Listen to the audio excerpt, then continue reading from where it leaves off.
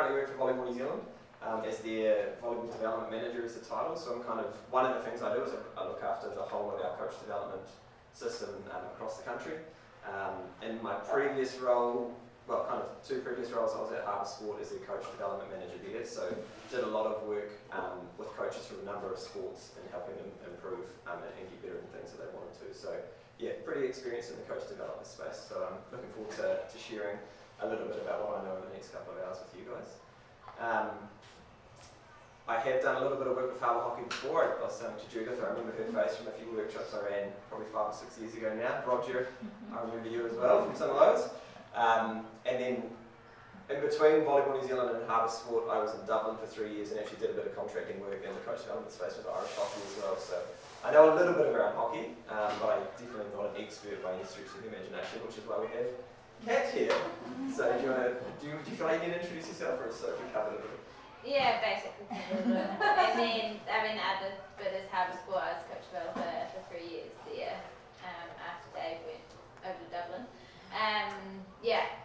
Just asking questions. No questions are silly questions. Often the small ones are the ones that make the most change. I'm looking forward to it. It'll be good, but Dave's leading first, so I'll hand it back over to him.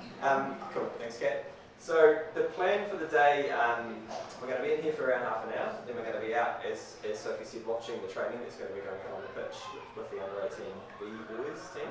And then we'll kind of have a wrap-up summary debrief back in here for around half an hour. So we should be out of here by 7 o'clock at the latest.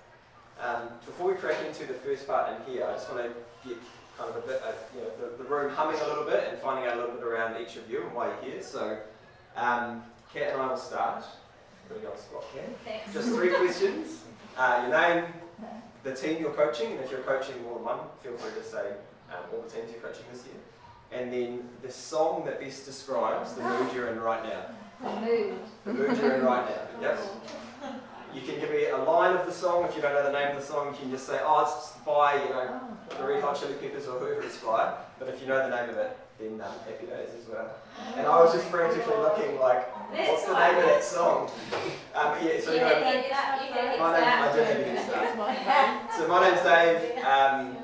You know a little bit around my background. The team I last coached was last year. I coached the East Coast Bays Prem Reserve Rugby club rugby team. I'm not coaching anything this year because we just had a baby, so that's taking up all of my time at the moment. As something you probably relate to. Yeah, exactly. And the song, the mood that I'm in now, it's not the name of the song doesn't really relate it, but it's just the beat. If anybody knows it, I'm feeling energetic and pumped up. It's called "Can't Stop" by the Red Hot Chili Peppers. So that's me. Kat. So I'm Kat. Full name Catherine, but known as Kat around hockey. Coaching the Long Bay College First 11 at the moment, and I'm also part of the under-18 group, but I'm floating between the two under-18 girls teams this year, and I'm actually floating as a coach support for the coaches as well.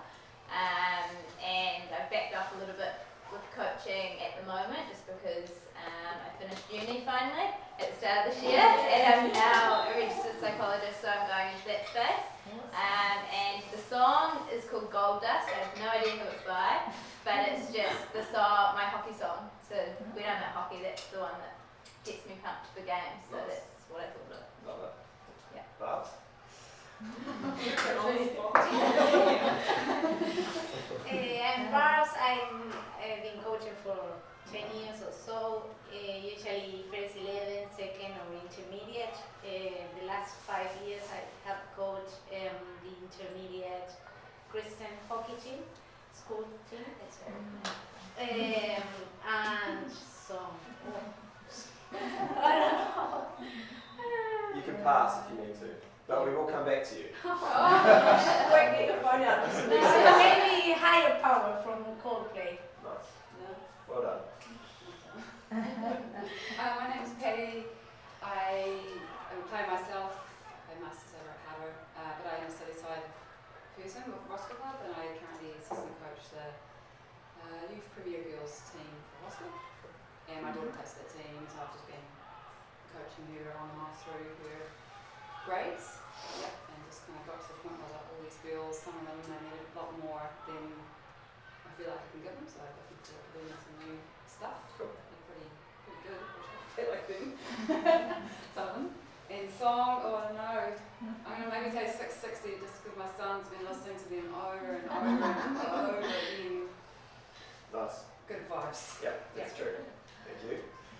I'm Roger. I am currently coaching a Div 1 women's team, but I normally can be found at some point during the year coaching a masters team or a under 13s or something along those lines. And I'll go with Heaven as a Place on Earth for my song. Wow. So I'm Judith, or Jude, whichever one. Oh, that just reminded me of my next song. I've got two. Is that enough? So actually this year I'm just coaching Molly's team. She's year 3-4. Normally I also do Cooper's team, but I am also doing in-school delivery for Harbour, as well as Fun Sticks and the Explore sessions. I don't know, just everything and anything. And I wanted to come today because I think you just continuously can learn stuff and different perspectives from people and stuff like that. So my two songs, actually the original one that I thought of was Keep Your Head Up and Keep Your Heart Strong. Nice. But then when I said my name, I was like, I better say Hey Jude. True. I was just standing there for it. Nice. So I'm Angia. It's my first year coaching. I'm in year 12 and I'm helping out coaching the team at my school, Takapuna Grammar. And I'm doing it with 3 other girls, but it's my first year, so I wanted to really get the skills right and really help my team. And the song, you guys probably won't know it, but Island in the Sun by Weezer. Nice. Yeah. I know that song. Good stuff. Hi Thank you. everyone, I'm Megan. I am coaching the Western Springs College Girls First 11 this year, pretty much because my daughter plays in that team. I'm a hockey player. I haven't had much coaching experience, which is why I'm here. Cool. Song, probably something a little bit retro, sort of Eye of the Tiger, you know, just that beat, like, yeah. Awesome. Thanks, Megan. Hi everybody, I'm Desmond, better known as Des sometimes. So I am not a hockey player or a coach, rather this will be my first experience. I do however have 2 children who are hockey mad, I should say, which is a good thing. And I am a hockey referee, or sorry, though I have football background and coaching experience with football. I'm really looking forward to the night and the next 2 nights that are booked in for, just to get an insight into particularly what it is we're dealing with here today. From a song perspective, I'm going to say 660s Closer just because I can't get it out of my head. I make it my coaching song. Great. Thanks, Steve. Hi everyone, my name is Francis and I was used to coach in Hong Kong. So this is, and I relocated in New Zealand, so everything is new for me. This is my first time to come here, so thanks for the hockey for the great opportunity for me to learn about hockey. So New Zealand hockey is so famous, so this is a great opportunity for me to learn. So yeah, that's about me. For the song, I'm currently learning the song God Defends New Zealand.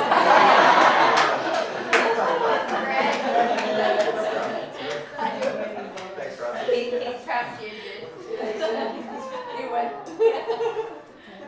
I'm Isaac, I'm coaching the UCD P2 men, and I'm happy.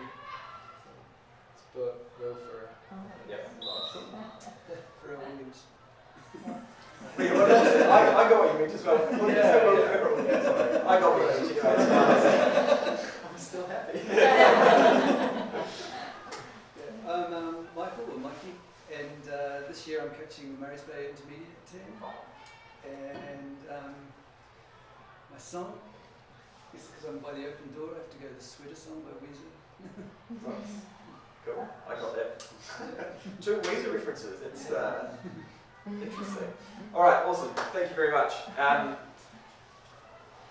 So we're going to, like I said, we're going to spend the next kind of half an hour or so in here, it's going to be relatively rapid fire. We're not going to try and cover too much, but just enough to kind of set the scene so that when you're out there watching the guys coaching, you've got a bit of a frame around what it is that we're trying to get you to look at. So before we get started, just kind of a proviso for everything that we go over. I always have these two A's.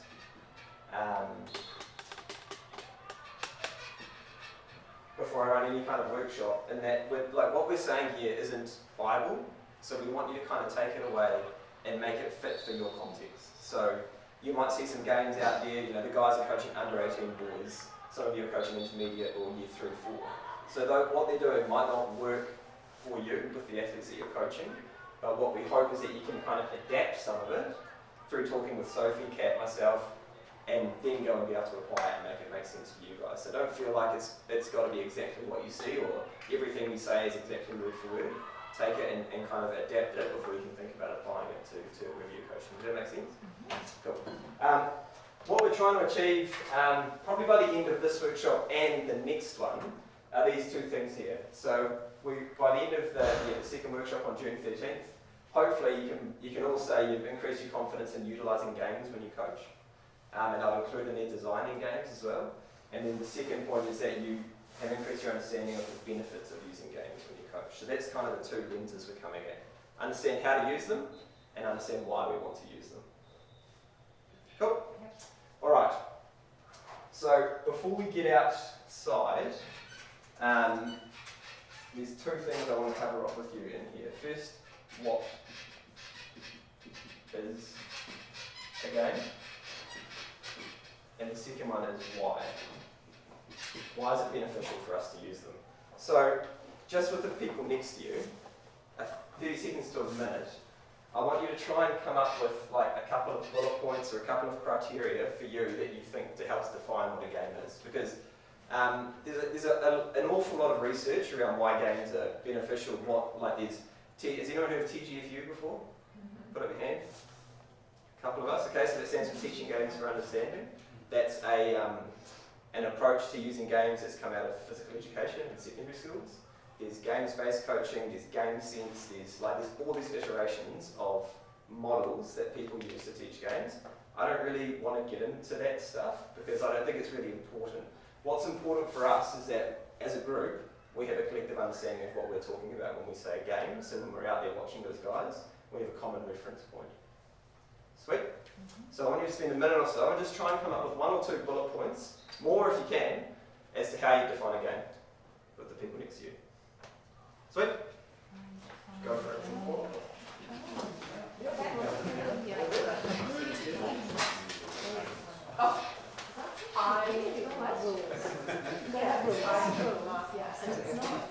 Well, it sounds like an exciting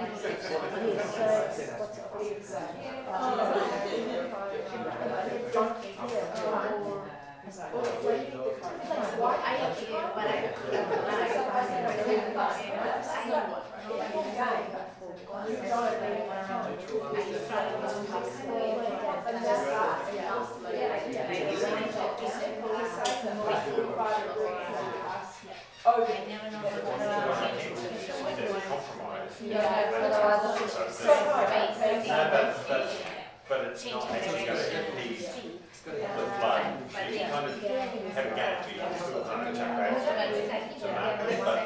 But the next, so I'd say, game is something that does well. Maybe minimal pain usage. Maybe What's the purpose of the gun? Yeah. Okay, 20 more seconds. I want you to be quick. 20 more seconds.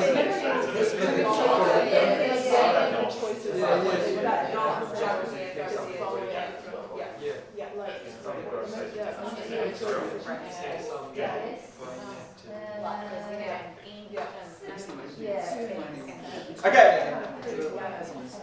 So I'm sorry, but I'm not sorry to keep that short. I find sometimes the best thoughts are the ones that come first. So I should have said as well, Sophie's put together a folder with like a few handouts. There's the session plan of what you're going to see out on the turf when we head out there in a moment. But apart from that, it's up to you to make the notes and take the notes that you guys want. So there's no kind of I don't have any slides for tonight. It's just up to you. Write down whatever you feel like you need to, and if there's nothing you want to write down, that's totally fine as well. But yeah, scribble away whenever you feel like you need to. Okay, who wants to start us off? What's a game?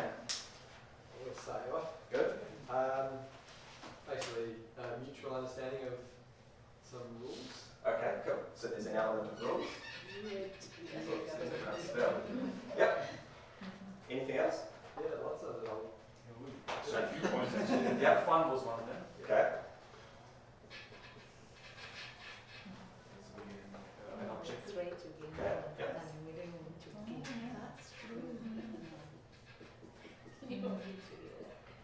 Yep. Outcomes. Outcomes. An outcome. Okay. Cool. So and they're linked to the objective, obviously. Yep. Cool. Okay. If we move this way around the room. I think the only other thing that is sort of, it's got to be like adaptive, sort of flexible. We can quite find the right word. Okay. Yeah. So what were you like? Talk to me a bit more about that idea. So rather than like, if you're just doing a drill, it's almost like a mindless like pass or whatever, do. But with the game, Yep. you've got to adapt it a little bit, think to yourself, Okay. change it up. Love it. Okay. So can I put words in your mouth? Yeah, absolutely. So there's an element of decision making. Yes. Yeah. Okay. Good. Sorry about my squeaky bike.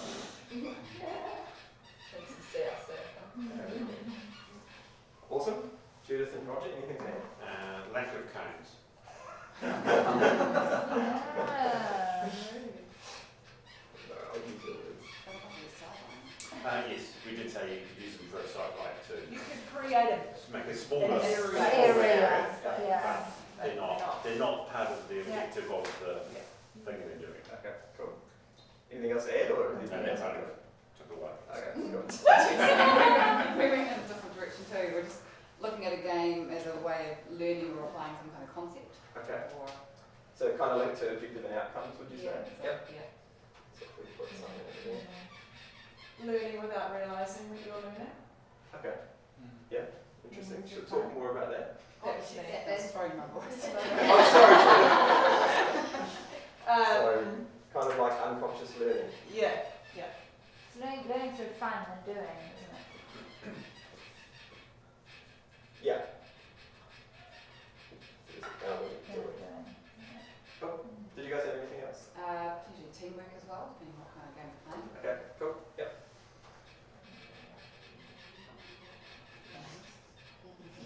That's terrible. I might stop you doing that. I keep forgetting to stand in front of the camera. We're filming it just in case anybody comes along to the second session who can't come tonight, so they can be up to speed, just in case you want to know that. on. It's real. Um, hope so. Okay, so there's some really good points on here, and you guys have kind of nailed in a lot of ways how I define a game. The three kind of things that I have for you guys are these things here. You've already nailed one. Well, you actually nailed most of them. For me, there's got to be rules. There has to be decision making. And keep in mind, this is not gospel, yeah? This is just my opinion. Rules, decision making, and there's an element of competition.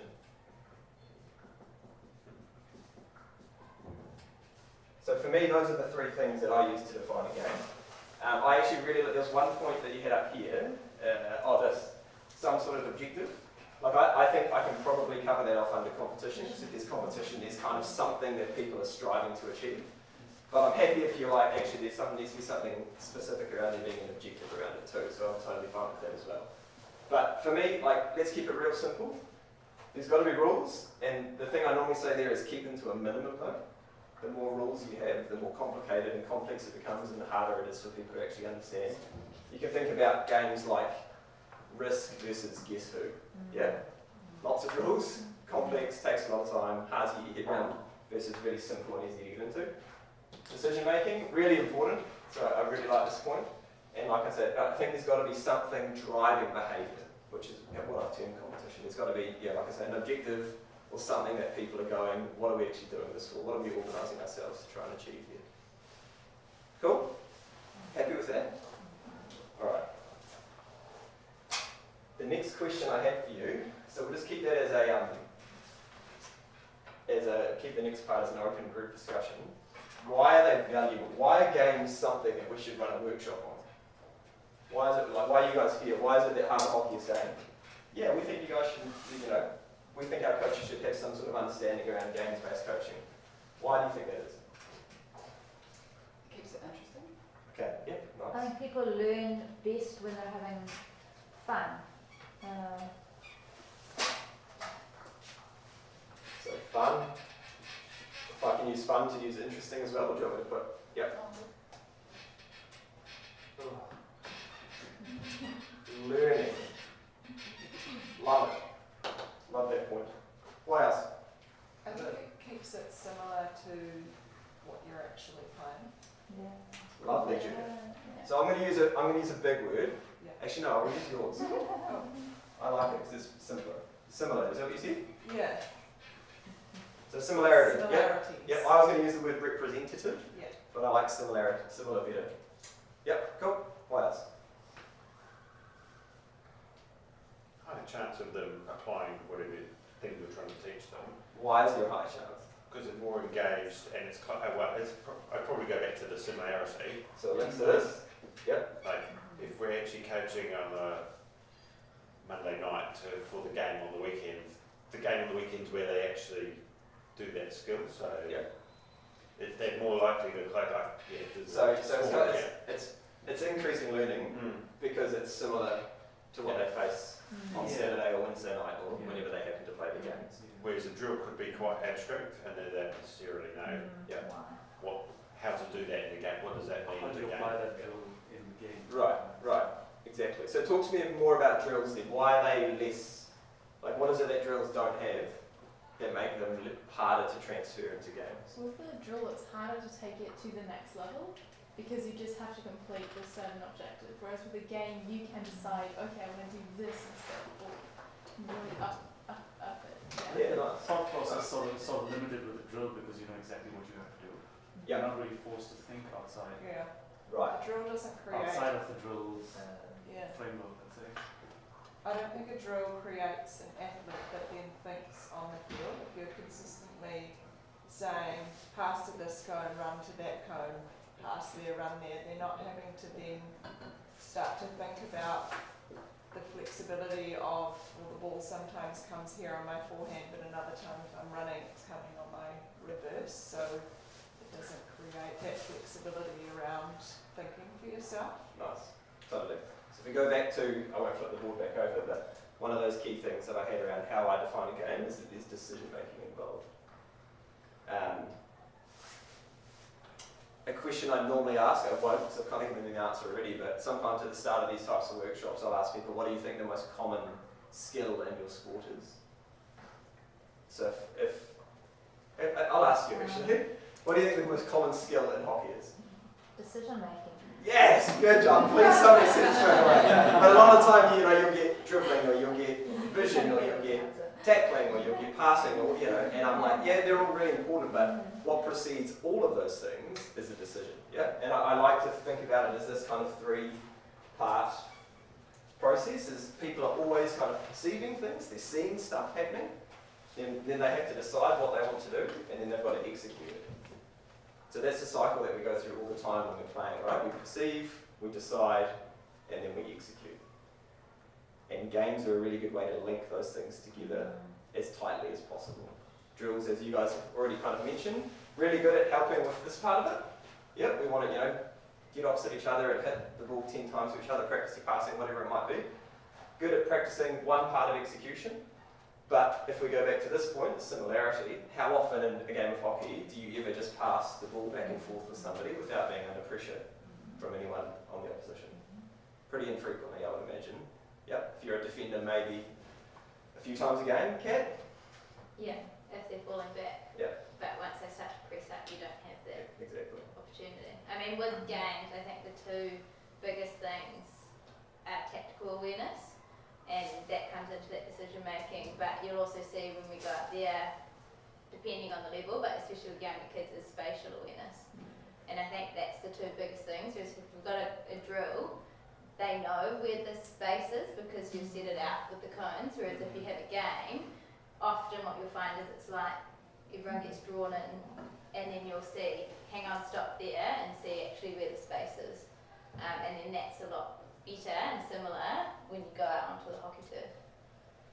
And so it's more developing the mental skills that we need in order to be able to apply our basic skills. So there's room for drills because you need to have the basic skills in order to play the games effectively, but you need the game based up in order to be able to play on game day. Yep, nice. Happy? Excellent. Okay, so we're playing for outside. These guys are pretty much ready. They've already started, I think. So we're gonna head out there very shortly. I'm gonna put you into groups, and I was kind of jotting down the level that you're coaching at, because I want you to be able to talk to the people who are coaching a similar level to you. So we'll kind of get the primary school / intermediate coaches as a group, secondary school coaches as a group, coaching adults as a group. Because that's going to help with this, right? You're going to be able to see stuff and be like, well, actually, how could this work for the kind of a level of athlete that I'm working with? Myself, Sophie, Kat, and Jeff will kind of float around and just listen in on the conversations, maybe direct your attention to something that we've seen, ask if you've got any, if you were coaching, is there anything you would change, or what would you do differently, or what do you like about what the guys are doing? And then we'll come back inside, like I said, and have a bit of a chat about what you've seen. We'll be out there for about 45 minutes, probably. And I want you to keep in mind these things. Learning, so do you think what the guys are doing is helping the players transition into executing on game day? This point, what's the similarity to actual hockey? Which links into here, yep. Well, that's kind of the decision-making process, so decision-making is the other thing I want you to look at. So are the athletes making decisions? What decisions are they making? Are they relevant to the decisions that they're making on the turf when they're playing live matches? Sweet. The challenge for you, I know it will be, is to stay looking at the whole thing. Stay looking at the coaches, stay looking at the activities, and don't get drawn into watching the athletes execute.